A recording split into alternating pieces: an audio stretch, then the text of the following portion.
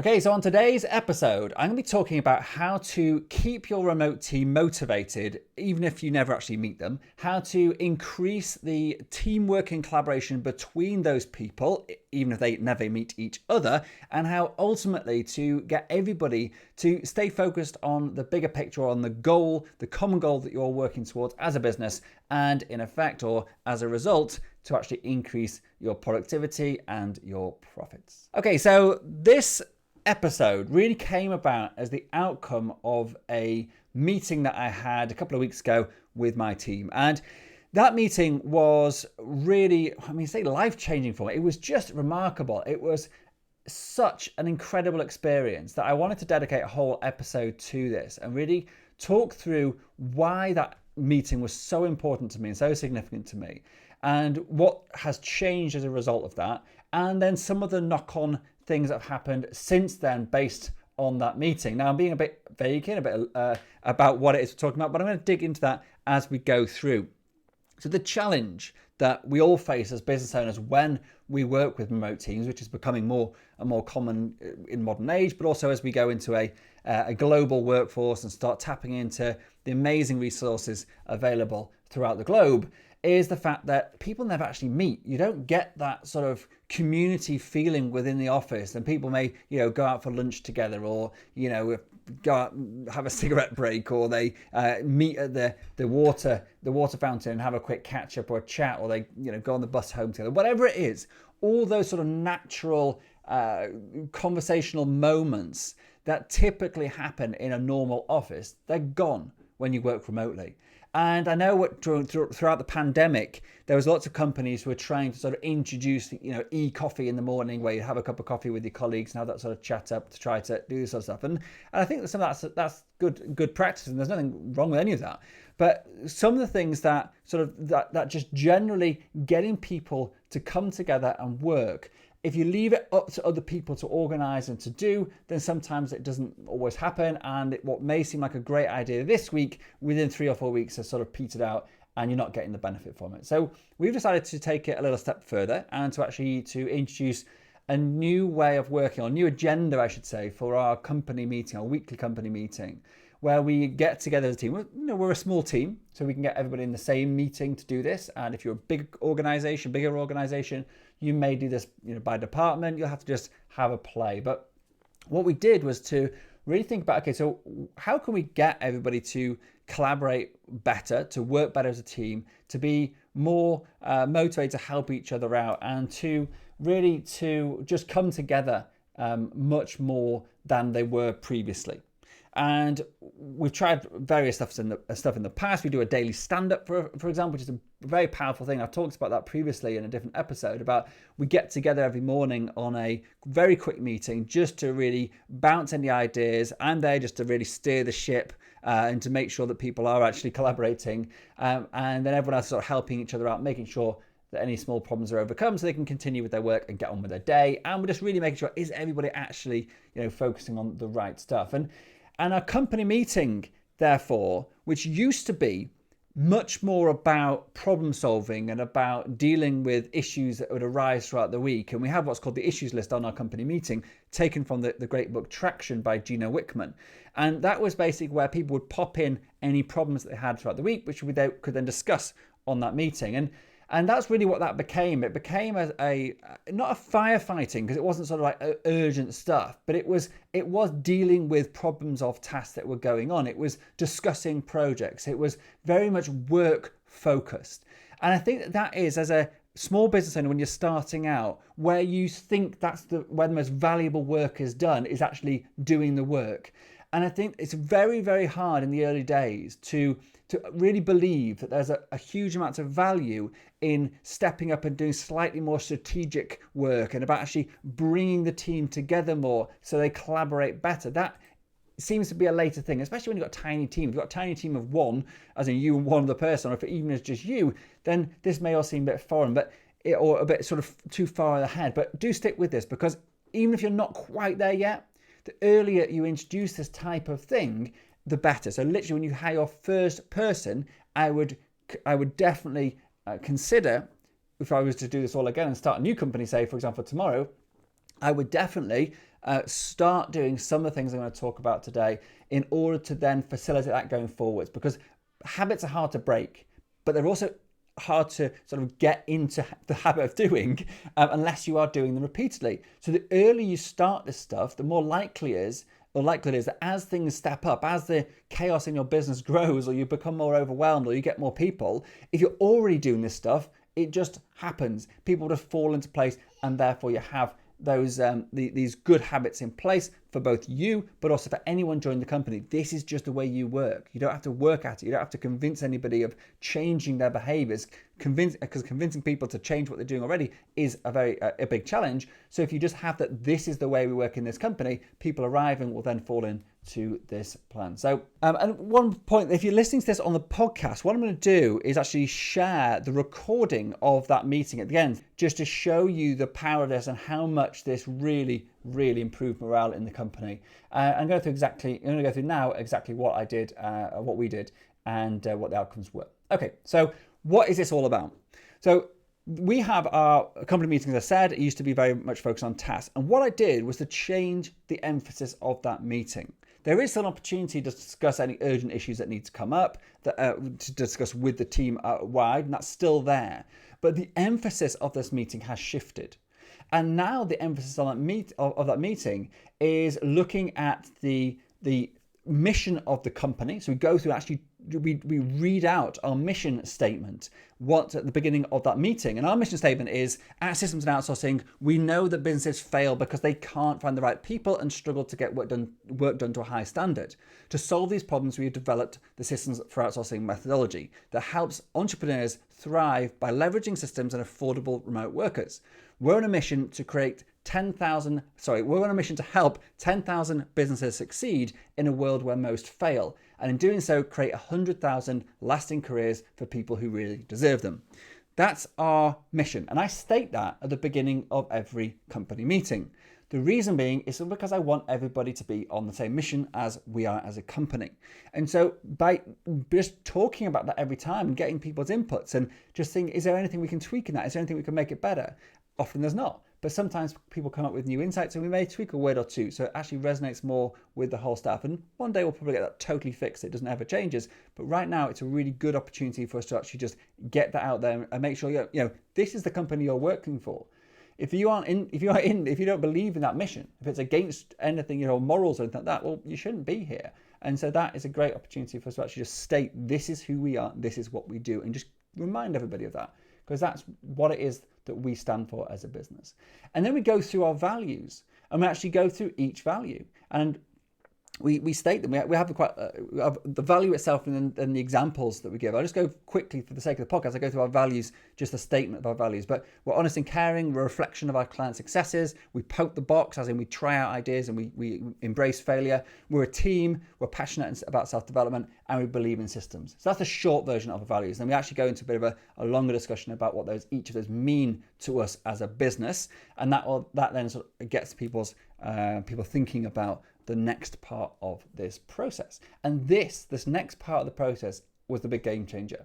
So talking about our mission statement and actually our values as well was a big change. That was like a really nice thing to do, and it got people on the same page at the beginning of the meeting.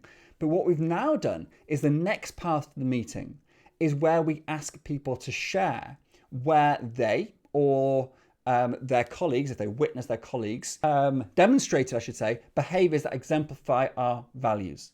So where have they or their colleagues really shown that they believe in systems? Where have they shown that they actually truly believe that we're a reflection of our client's success, or that we are a team, or that we actually poke the box and we try things out and we fail forward?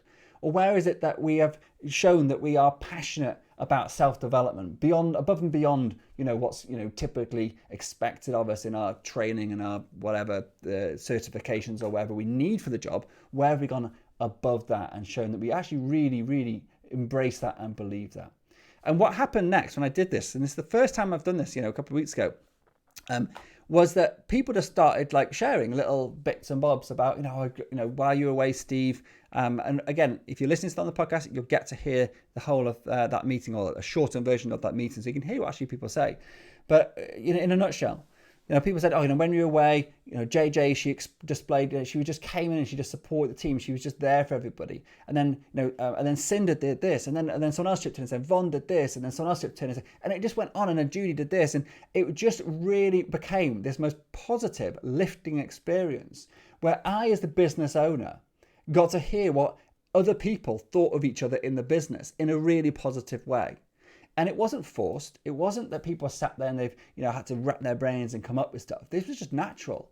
We have a good team because we talk about the values. It attracts the right type of people. And that was just totally evident when we did this little exercise. It only took, 5 or 10 minutes to go through, or 10 minutes about to go through. And, maybe not, it won't be so long or so much time on every single meeting we do this, but I'm definitely going to do this exercise because it was just enlightening. It almost brought me to tears. I even said it in the meeting and I'm welling up. And a couple of the staff actually were in tears by the end of it. Tears of joy, appreciation, of being respected and being appreciated themselves for the work that they were doing and the behaviours they were displaying. And me as the business owner, it was just a pleasure to be a part of that, to be able to listen and hear what people had to say about each other.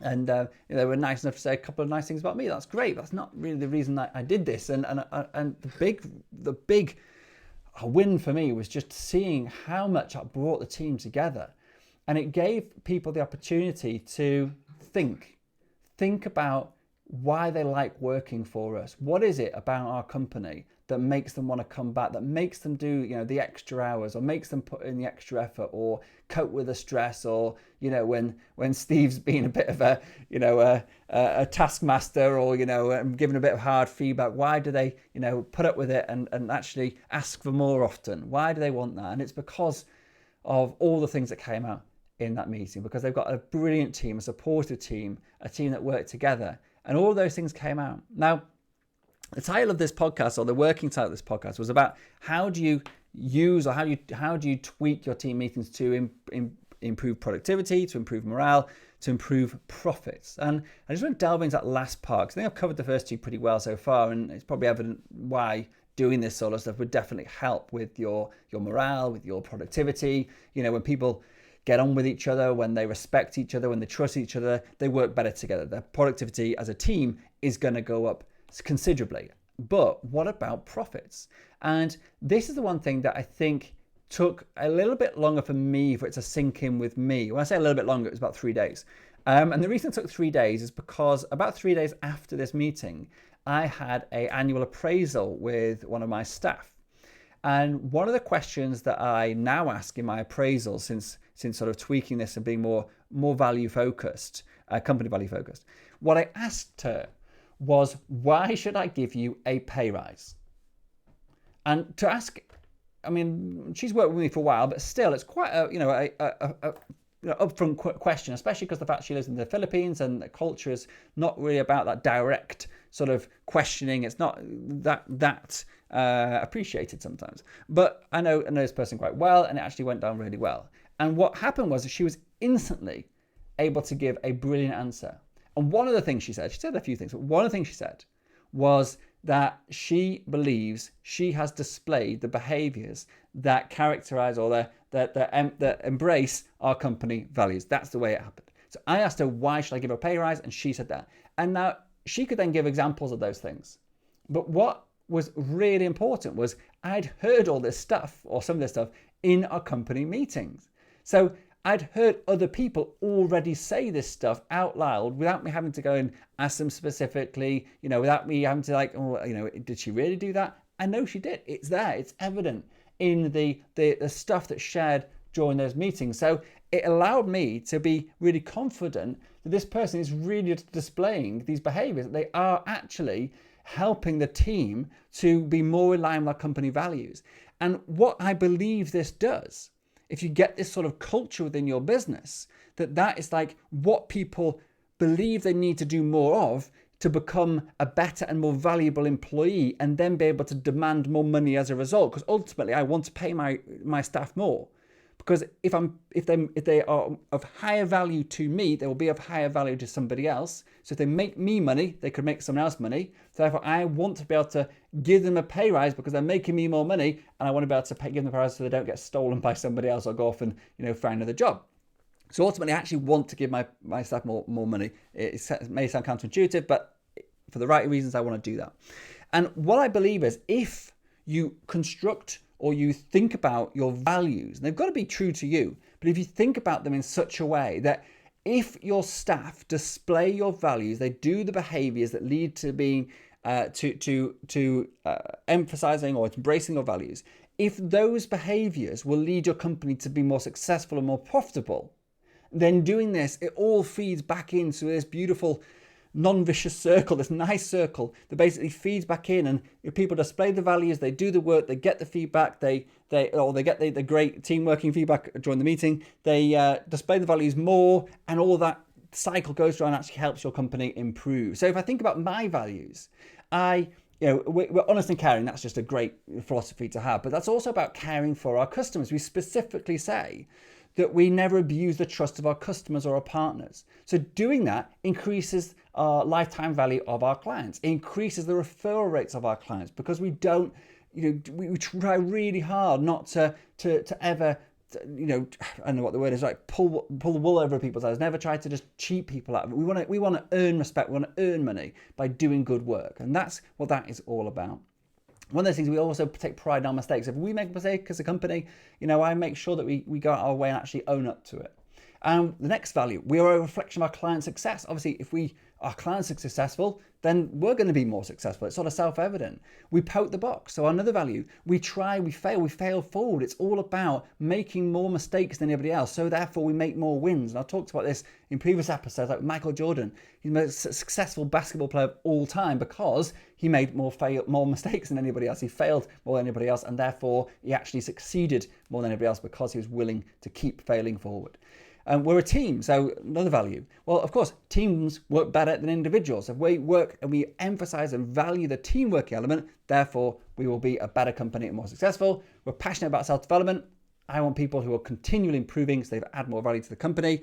And we believe in systems. I strongly believe that if you want to grow, you want to scale, you want to become profitable, you need good systems, and we need people that believe that in order for them to actually systemize themselves out of their own jobs so they can be elevated up, and we can then backfill those voids that are created by them being promoted with systems and other people. So we're continually improving the way we work, the efficiency and the productivity. So I strongly believe that if my team display behaviors that embrace our values, our company will become more profitable as a result. So I want to do everything possible, like having a big section of our company meeting once a week to actually talk about this stuff. I believe that is a massively valuable use of our company's time in order to push people forward to do this more and more. So if you do this, I believe you will have a better team working environment with better collaboration. People will trust each other more because you're being open, and just the fact that you are sharing positive things about the way people are behaving will lead to those behaviors being reinforced, and they will do more of them, and people will want to get noticed for doing things that then lead to them that are in line with our values, because that's what we're talking about. And by doing all those things, if you think about your values, you line them up with your company's success, that simply by the fact that we are making a point of this is who we are, this is what we do, and this is what we want to see more of in our company. For all those reasons, your company will become more successful and more profitable. That's it. So as I said, either immediately after this now, or we may put this in the next episode. If you're watching this on the podcast or on YouTube, you should be able to find the actual recording of that company meeting just to see this is how we did it. And it was the first time I ever did it, so we'll probably polish it going forward. But hopefully that'll be helpful, just to show that you don't have to make a big plan about this stuff. You don't have to overthink this stuff. You just sometimes have to have a go. And sometimes the results will be incredibly rewarding and ultimately surprising, and I think for us massively beneficial. Well, to the point that I've just spent 20 odd minutes talking about this stuff on a podcast, because I think it's such a massive thing. If you can get this right, It really will help your business. Oh, as always, I should always say, please do leave a review. Let me know what you thought of this episode. Click on your app right now if you listen to the podcast, and just give me a few stars. 5 is always great. Let me know the take-homes from this. Are you going to have a go at this in your business right now? Or what else would you like me to cover in these podcasts? I'm always open to suggestions, so please do leave me a review. I read every single one. Thank you very much.